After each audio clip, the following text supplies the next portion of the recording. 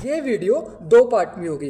इस वीडियो के first part पे मैं तुम लोग को बताऊंगा कि मैक्रो इकोनॉमिक्स तुम लोग को कैसे अच्छे से प्रिपेयर करनी है बोर्ड एग्जाम्स के लिए, और उसके बाद के हाफ में मैं कवर कर रहा हूँ इंडियन इकोनॉमिक्स को। तुम्हारे लिए थोड़ा इसको ईजी बनाने के लिए मैंने टाइम स्टैम्प्स भी प्रोवाइड कर रखे हैं इस वीडियो में, तुम उसकी हेल्प से एक बार देख लेना तुमको पहले मैक्रो का पार्ट देखना है या फिर इंडियन इकोनॉमिक्स का।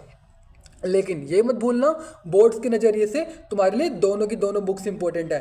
तुम किसी भी एक बुक को छोड़ नहीं सकते हो क्योंकि दोनों की इक्वल वेटेज है सीबीएसई बोर्ड 2024 एग्जाम में। मैंने अपने टाइम पे 98 आउट ऑफ 100 स्कोर करे थे जब बात करते हैं इकोनॉमिक्स के बोर्ड एग्जाम की। 2 नंबर कहाँ कट गए, शायद एमसीक्यू में कट हो गए होंगे, लेकिन एक बात याद रखना, कुछ 98 और 99 की इंपॉर्टेंस ज़्यादा होती है किसी 100 के। इस वीडियो को ध्यान से सुनना, शुरू से लेकर एंड तक पूरा देखना, क्योंकि एक एक बात जो मैं तुम लोग को बताऊंगा ना इस वीडियो में, हो सकता है मैं तो 2 नंबर से रह गया था उस 100 ऑन 100 मार्क को टच करने के लिए, बट तुम लोगों का 100 ऑन 100 परफेक्ट स्कोर आ जाएगा। इस वीडियो में बताई गई हर एक टिप को फॉलो करके एक बार जरूर देखना। और हाँ, इस चैनल पे ऑलरेडी मैंने बिजनेस स्टडीज एंड अकाउंटेंसी की सब्जेक्ट स्ट्रेटेजी अपलोड कर रखी है, उन वीडियोस को भी एक बार अच्छे से और देख लेना। चैनल पे अगर नए हो तो चैनल को अभी के अभी सब्सक्राइब करके बेल आइकन को भी प्रेस कर देना, क्योंकि आने वाली वीडियो जितनी भी तुम लोगों की होंगी, अभी तो फिलहाल बात बोर्ड्स की हो रही है, सीवीटी भी तो बाकी है और फिर दिल्ली यूनिवर्सिटी तक का भी तो सफर पार करना है तुम लोगों को। अपना इंट्रोडक्शन तो मैं तो ना भूल गया। So hello everyone, my name is Jitin Kumar and you are watching my YouTube channel Jitin Kyar.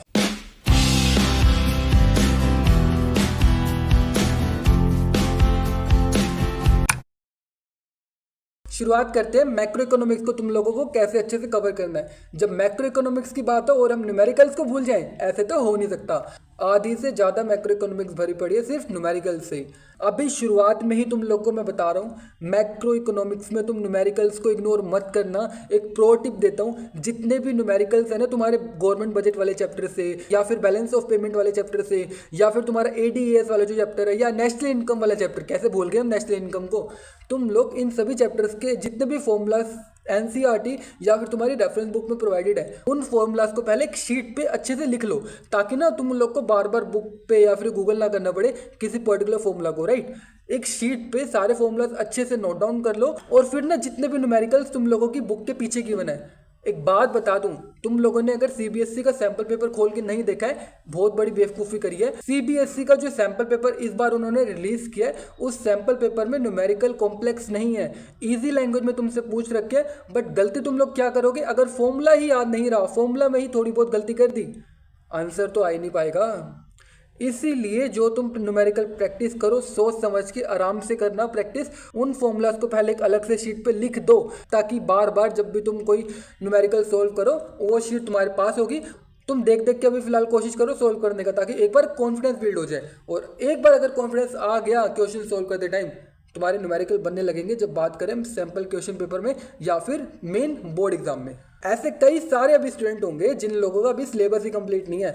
चिंता मत करना, अभी ना तुम लोग अपना थोड़ा टाइम बचा के चलो यार। एनसीईआरटी या फिर कोई रेफरेंस बुक पूरी पढ़ने बैठोगे ना, टाइम ज़्यादा वेस्ट हो जाएगा। तुम लोगों को मैंने डिस्क्रिप्शन बॉक्स में कुछ यूट्यूब चैनल्स की लिंक दे रखी है, जिनकी हेल्प से मैंने अपना मैक्रो इकोनॉमिक्स का सिलेबस कंप्लीट करा था आज से 2 साल पहले अपनी क्लास 12 में। उन चैनल्स की हेल्प से तुम लोग कोशिश करना चैप्टर को अच्छे से रिवाइज करने का, चैप्टर को अच्छे से कवर करने का, और साथ में ना तुम नोट्स भी उसी वक्त बनाते रहना। अच्छा, एक नोट्स बनाते टाइम तुम एक मिस्टेक करते हो, मैं अभी क्लियर कर दूँ उस बात को। नोट्स ना जब भी तुम बनाने बैठो तो सारा का सारा कंटेंट उठा के उस पेपर पे मत लिख दिया करो।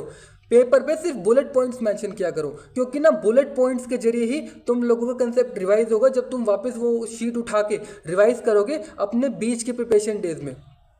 कोशिश ये करना, बट जो भी तुम बुलेट पॉइंट मेंशन कर रहे हो, क्या तुम उसको जब वापस से पढ़ रहे हो तो तुमको रिकॉल हो रहा है कि तुमको उसके अंदर क्या कंटेंट लिखना चाहिए। मेन है तुम लोग जो भी नोट प्रिपेयर कर रहे हो ना, वो तुम्हारी रिवीजन के लिए। और अगर वापस से उस पेपर को उठाने के बाद तुम लोग को याद ही नहीं आ पा रहा कि इस पॉइंट के अंदर क्या कंटेंट लिखना चाहिए, ये कहीं ना कहीं गलती होगी जो तुम लोगों के नोट्स को वेस्ट बना देगी। नोट्स खुद से बनाओ, रिवीजन करने के लिए वन शॉट लेक्चर्स का यूज़ करो, और साथ में उन नोट्स को बुलेट पॉइंट्स के जरिए मेंशन करो, ताकि बाद में जब रिवाइज करने बैठो तो पूरी बुक पढ़ने की जगह या फिर यूट्यूब वीडियो देखने की जगह तुम्हारी इस शीट से ही रिवीजन हो जाए। सीबीएसई का मैंने अभी सैम्पल पेपर देखा था जो उन्होंने अभी रिसेंटली रिलीज़ किया है, उसमें ना इनडायरेक्ट स्टेटमेंट रिलेटेड क्वेश्चन पूछ रखे हैं कई सारे। और तुम लोगों के जो रिसेंट प्री बोर्ड हुए थे, एक प्रॉब्लम तो तुमको हुई होगी, क्वेश्चन की लैंग्वेज ही समझ नहीं आई होगी, क्या पूछ रहे हो और क्या आंसर तुमको लिखना चाहिए।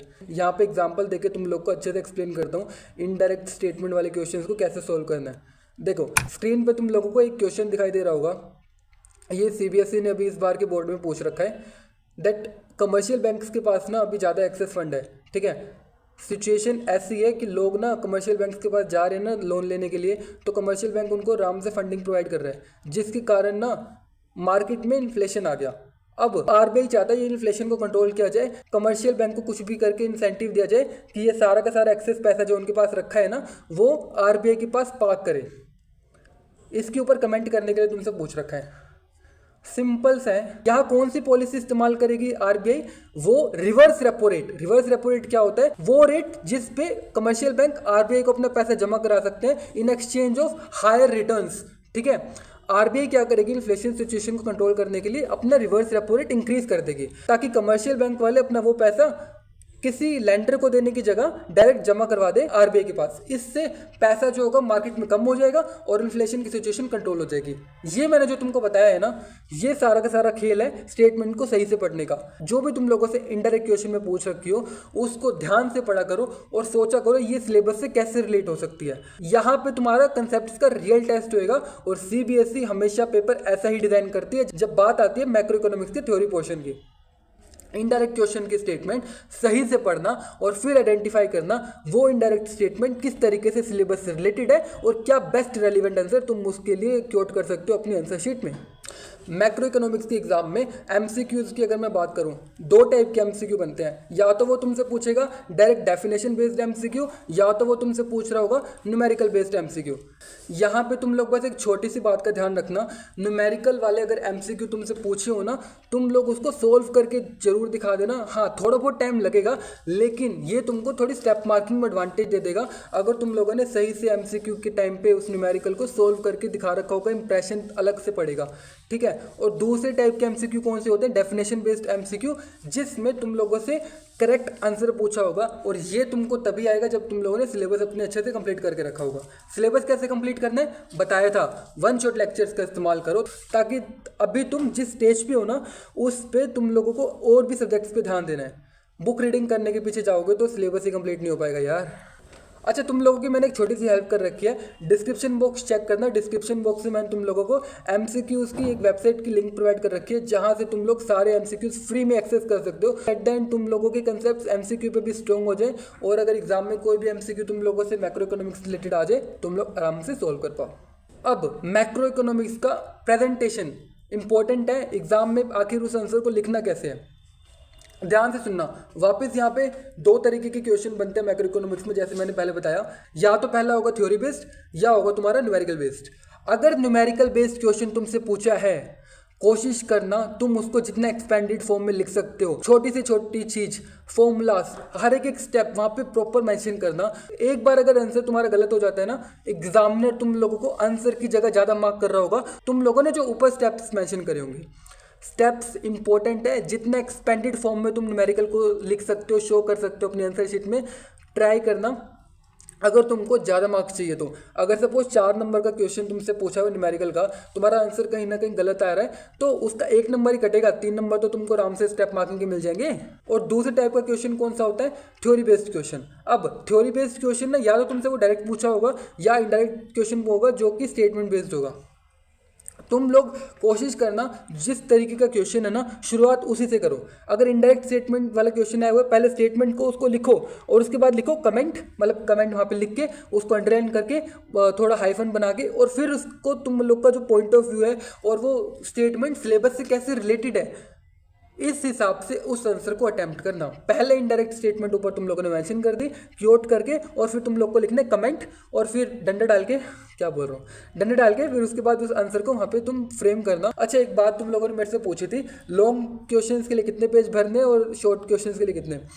लेजिट बता रहा हूँ, और ये तो तुम लोगों की राइटिंग पे डिपेंड करता है, तुम लोग लेटर्स किस हिसाब से लिखते हो। बट इन जनरल ना, अगर लॉन्ग क्वेश्चन तुम लोगों से पूछ रखा है तो 1.5 से 2 पेज अगर आराम से लिखोगे तो 6 में से 6 मिल जाएंगे, बट रेलिवेंट कंटेंट होना चाहिए। और अगर मैं शॉर्ट क्वेश्चंस की बात करूँ, अगर 4 नंबर का कोई क्वेश्चन पूछा हुआ है, उसको तुम मान के चलो कि 1 पेज तो आराम से तुम भर ही दो, ठीक है। अब ये है वीडियो का सेकंड पार्ट, जिसमें मैं कवर करने वाला हूँ तुम लोग को इंडियन इकोनॉमिक्स को कैसे अटेम्प्ट करना है। जब बात इंडियन इकोनॉमिक्स की आती है, डाटा, स्टैट्स, फिगर्स कैसे बोल सकते हैं। अब सबसे बड़ा तुम लोग का कंसर्न यही होगा, क्या ये डेट्स इंपॉर्टेंट, इवेंट्स इंपॉर्टेंट हैं या नहीं एग्जाम पॉइंट ऑफ व्यू से। एक बात बताओ, आंसर शीट एक एग्जामिनर के सामने इतनी सारी आती है, उस आंसर शीट के सामने तुम्हारी आंसर शीट कैसे स्टैंडर्ड होगी। खुद से क्वेश्चन करो एक बार। जब तुम अपनी उस आंसर शीट में जितने भी फिगर्स हैं, जितना भी डाटा है, जितने भी इंपॉर्टेंट इवेंट्स हैं, उनको अच्छे से हाईलाइट कर दोगे इंडियन इकोनॉमिक्स में, मार्क्स यही तो मिलते हैं। देखो मैं वापस बताता हूँ, अगर तुम लोगों को थोड़ा बहुत लग रहा है कि डिफिकल्ट है, रटा नहीं जा रहा है, तुम लोगों के लिए मैंने छोटी सी हेल्प कर रखी है। डिस्क्रिप्शन बॉक्स में मैंने तुम लोग को एक पीडीएफ की लिंक दे रखी है गूगल ड्राइव की, उसमें सारे इंपॉर्टेंट इवेंट्स, सारा इंपॉर्टेंट डाटा जो तुम्हारे एग्जाम में इंडियन इकोनॉमिक्स में तुम लोग की ज़्यादा हेल्प कर रहा होगा, मैंने वो पीडीएफ नीचे शेयर कर रखी है। उस पीडीएफ को डाउनलोड कर लेना और उस पीडीएफ से ही अपने इंडियन इकोनॉमिक्स से रिलेटेड डाटा सारा के सारा तुम याद करने की कोशिश करना। अभी जितना टाइम बचा है ना तुम्हारे पास, डेली एक बार रीडिंग ही ले लोगे ना, इनफ है तुम्हारे लिए। लेकिन अगर तुम्हारा मेन एम है, अगर 100 on 100 तुम लोग को चाहिए, डाटा, स्टैट्स और फिगर्स को थोड़ा बहुत इंपॉर्टेंस दे देना, क्योंकि यहाँ पे डिफरेंस ना सिर्फ एक नंबर का होता है जब बात करते हैं हम स्कूल टॉपर की और जो सेकंड आता है उसके बीच में। अगर तुमको एडवांटेज चाहिए, डाटा को इग्नोर मत करना, स्टैट्स को मत इग्नोर करना, और फिगर्स जितने भी मेंशन है तुम्हारे इंडियन इकोनॉमिक्स में, छोटी सी हेल्प मैंने अपनी साइड से कर रखी है। डिस्क्रिप्शन बॉक्स में गूगल ड्राइव की लिंक प्रोवाइड कर रखी है, उस गूगल ड्राइव की लिंक से तुम लोग वो पीडीएफ डाउनलोड कर सकते हो, जहाँ पे मैंने सारे के सारे इंपॉर्टेंट इवेंट्स हाईलाइट कर रखे हैं, तुम्हारे एग्जाम पॉइंट ऑफ व्यू से इंपॉर्टेंट है। अच्छा, इंडियन इकोनॉमिक्स में भी थ्योरी भर भर के यार, अब इसको एनसीईआरटी की रीडिंग लें या फिर रेफरेंस बुक की रीडिंग लें, मैं कहूँगा दोनों की रीडिंग मत लो, चुपचाप से वन शॉट वीडियोस की हेल्प से ही कंप्लीट करने की कोशिश करो अपना इंडियन इकोनॉमिक्स की थ्योरी वाला पार्ट। टाइम कम बचा हुआ है, और सब्जेक्ट भी देखने हैं, अगर अभी तुम लोगों ने वेस्ट कर दिया इस टाइम को तो और सब्जेक्ट से ध्यान हट जाएगा, ठीक है। चैप्टर तुम लोगों ने अभी तक टच भी नहीं किया है, अभी टाइम नहीं है बुक से पढ़ने का, अभी तुम चुपचाप से वन शॉट वीडियोस की हेल्प से ही उस चैप्टर को कंप्लीट करो। डिस्क्रिप्शन में मैंने बेस्ट यूट्यूब चैनल्स की लिंक दे रखी है, उन यूट्यूब चैनल्स पे कुछ प्लेलिस्ट तुम लोग को मिल जाएगी, उस प्लेलिस्ट की हेल्प से अपना पहले सिलेबस कंप्लीशन पे ध्यान दो, ताकि एट द एंड बाकी तुम लोगों को समझ आ जाए। अगर कोई भी क्वेश्चन तुम लोगों से पूछ लिया जाए इंडियन इकोनॉमिक्स के एग्जाम में, तुम लोगों को कंटेंट क्या लिखना है, कंटेंट भी तो इंपॉर्टेंट है, और कंटेंट तुमको तभी आएगा जब चैप्टर का आइडिया होगा। वापस बताऊं, सैम्पल पेपर तुम लोगों ने अभी भी डाउनलोड नहीं किया है ना, प्लीज़ इस वीडियो को देखने के बाद कर लेना। सैम्पल पेपर मैंने एक बार ऐसे ही गो थ्रू कर रहा था, वहाँ पे ना पिक्चर इंटरप्रिटेशन का क्वेश्चन पूछ रखा है इंडियन इकोनॉमिक्स में। अभी पिक्चर इंटरप्रिटेशन का क्वेश्चन क्या कर रहे हैं, इंपॉर्टेंट है, यहाँ पे तुम लोग का टेस्ट करा जाएगा, तुम लोग के कंसेप्ट कितना ज़्यादा स्ट्रॉन्ग है और तुम किस तरीके से उस पिक्चर को इंटरप्रिटेट कर पाओगे तुम्हारे रेलिवेंट सिलेबस के हिसाब से। स्क्रीन पे तुम लोग को ये पिक्चर दिख रही होगी, ये तुम्हारा सैम्पल पेपर से उठाया हुआ क्वेश्चन है, यहाँ पे तुम लोगों से पूछ रखे कमेंट करने के लिए। एक बात बता दूँ, कुछ भी इमेजिन करके इररेलेवेंट कंटेंट नहीं लिखना है तुम लोग को, इस पिक्चर को ध्यान से देखना और कोशिश करना है इस पिक्चर को रिलेट करने का तुम लोग के सिलेबस से, क्योंकि अगर तुम लोगों ने सिलेबस अच्छे से कंप्लीट कर रखा होगा, तुम लोग को पिक्चर इंटरप्रिटेशन में कोई भी डाउट नहीं होगा। मैं वापस बता दूँ, पिक्चर ईजी ही होगी, तुम लोग इंटरप्रेट अगर करो ना, उसको कुछ भी इररेलेवेंट नहीं लिखना एग्जाम में, वही लिखना है जो उस पिक्चर से रिलेटेड तुम लोगों के सिलेबस में गिवन है, ठीक है। टिप नंबर 4 यानी कि केस स्टडी बेस्ड क्वेश्चन।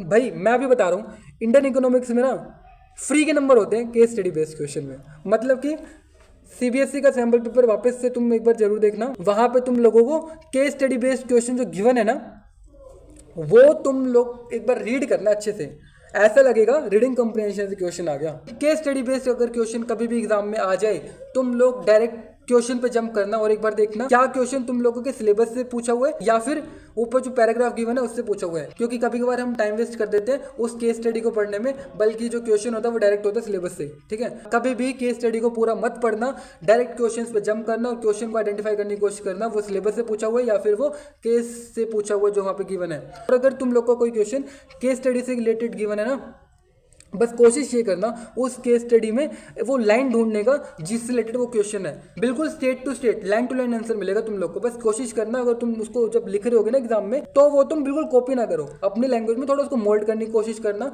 और उस पर थोड़ा बहुत अपने कमेंट भी कर सकते हो, ठीक है, बट बिल्कुल उसको अलग बनाने की कोशिश करना, डायरेक्ट वही लाइन मत चिपका देना जो तुम्हारे पैराग्राफ में गिवन है। अब आखिरी टिप है इस वीडियो की कि आखिर इंडियन इकोनॉमिक्स में आंसर लिखना कैसे है। इंडियन इकोनॉमिक्स में आंसर लिखने के लिए मैं पहले बता दूं, अगर तुम लोग अपने आंसर शीट में डाटा और साथ में जितने भी मेजर इवेंट्स हैं उनको हाईलाइट करोगे पेन से, पेंसिल से, तो तुम लोग का एक अलग इमेज क्रिएट होगा एग्जामिनर के सामने, और ये तुम लोग को हेल्प कर रहा होगा ज़्यादा ज़्यादा नंबर दिलवाने में। अगर कंटेंट की कमी पड़ रही है, कंटेंट के हिसाब से अपने पॉइंट ऑफ व्यू तुम वहाँ पे लिख सकते हो, कोई रेस्ट्रिक्शन नहीं है, कोई ऐसा रूल नहीं है कि यहाँ पे तुम लोग को बुक की लैंग्वेज लिखनी है। इंडियन इकोनॉमिक्स ऐसा सब्जेक्ट है जो तुम लोग को अगर कॉमन नॉलेज भी होगी ना उसके हिसाब से भी लिखोगे मार्क्स मिल जाएंगे, बट इररेलेवेंट चीज़ें मत लिखना। मैं वापस बता रहा हूँ, अपने ओपिनियन जो भी दो वो सिलेबस के हिसाब से देना, ठीक है।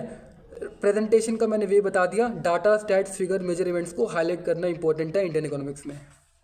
तुम लोगों ने मेरे से पूछा था, ये लो भाई, इकोनॉमिक्स की सब्जेक्ट स्ट्रेटेजी भी तुम लोगों के लिए अपलोड कर दिया चैनल के ऊपर। अब बच्चे इस चैनल पे इंग्लिश की सब्जेक्ट स्ट्रेटेजी और मैथमेटिक्स की सब्जेक्ट स्ट्रेटेजी। इस चैनल पे ऑलरेडी मैंने बिजनेस स्टडीज और अकाउंट्स की सब्जेक्ट स्ट्रेटेजी अपलोड कर रखी है। अगर वो वीडियोस नहीं देखी है प्लीज़ एक बार देख लेना, चैनल पे विजिट करके चैनल को सब्सक्राइब करके बेल आइकन को प्रेस कर देना, क्योंकि मैं वापस बता रहा हूँ ये चैनल तुम्हारे लिए हेल्पफुल होगा। अभी तो फिलहाल बोर्ड्स की बात हो रही है, CVT भी बाकी है, फिर दिल्ली यूनिवर्सिटी तक का सफर भी बाकी है। शुरू से लेकर एंड तक पूरा तुम लोग के साथ खड़ा रहूंगा। जब भी कोई अगर डाउट हो, तुम्हारे पास कोई भी क्वेश्चन पूछना हो, नीचे कमेंट सेक्शन में मेरे से तुम लोग पूछ सकते हो। चैनल पे नए हो तो चैनल को सब्सक्राइब कर देना, बेल आइकन को प्रेस कर देना, ताकि उन वीडियोस की नोटिफिकेशन सबसे पहले तुम लोगों को आए। मेरे को तुम लोग का भी सपोर्ट चाहिए, ये तो मेरी अभी शुरुआत है, पिक्चर भी बाकी है मेरे दोस्त। हर वीडियो के एंड में क्या है, इस वीडियो के एंड में से थोड़ा सा इंतजार और कर लो, क्योंकि दिल्ली दूर नहीं।